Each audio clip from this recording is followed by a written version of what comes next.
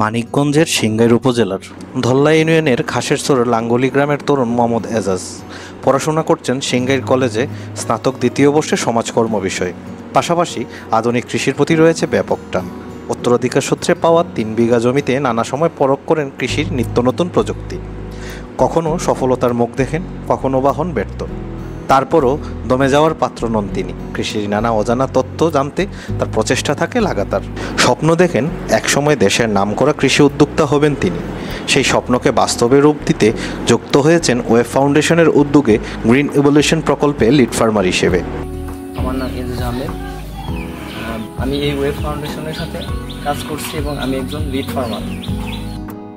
নিয়েছেন টেকসই খামার ব্যবস্থাপনার উপর 3 দিনব্যাপী প্রশিক্ষণে পতিত জমি সঠিক ব্যবহার নিয়ে আলোচনা করেন গ্রিন ইভলিউশন প্রকল্পের অ্যাগ্রোইকোলজি এক্সপার্ট মোহাম্মদ ইশতিয়াক ইসলাম।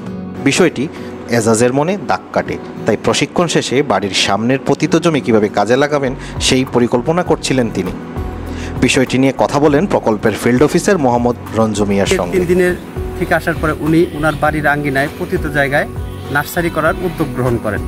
সেখানে আমরা আমাদের গ্রিন ইভলিউশনের টিম, আমি সহ আমার টিম তাকে বিভিন্ন টেকনিক্যাল সাপোর্ট দেই, তাকে নার্সারি করার বিভিন্ন পরামর্শ। গ্রিন ইভলিউশন টিম এজাজকে পতিত জমিতে ককপিট ব্যবহার করে ট্রেতে নার্সারি করার পরামর্শ দেয়।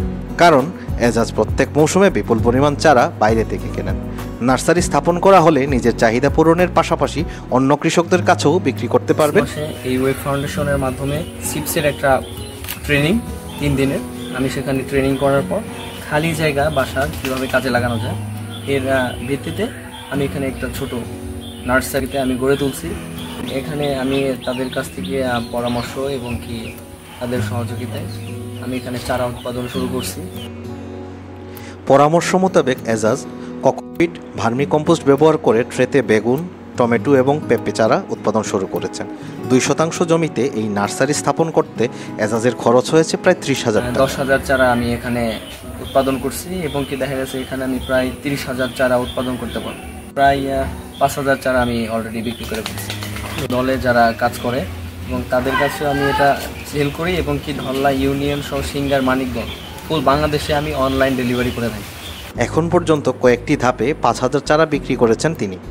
প্রতিটি চারা 2 টাকা করে বিক্রি করেন এজাজ। চারার মান ভালো হওয়ায় দ্রুতই গ্রাম জুড়ে এজাজের পরিচিতি ছড়িয়ে পড়ছে।